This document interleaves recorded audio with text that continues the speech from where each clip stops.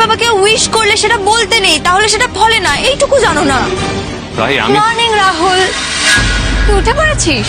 তাড়াতাড়ি ফ্রেশ হয়ে তোকে এক্সারসাইজ করতে হবে।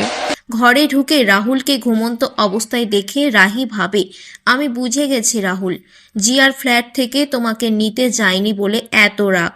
আর সব সময় বলে রাহুল রায়চৌধুরী কারোর তোয়াক্কা করে না। তুমি আসলে ভেতর থেকে ছোট একটা বাচ্চা।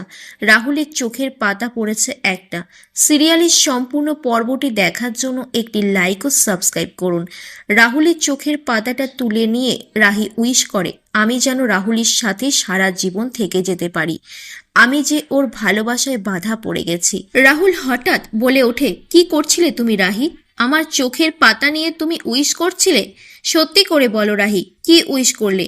জিয়া রুমে এসে বলে, রাহুল তুই উঠে পড়েছিস, আমি তোকে রেডি করে দিচ্ছি, তাড়াতাড়ি ফ্রেশ হয়ে নে, তোকে এক্সারসাইজ করতে হবে। পর্বটি যদি আপনাদের ভালো লাগে তবে অবশ্যই কমেন্ট বক্সে একটি কমেন্ট করে জানাবেন।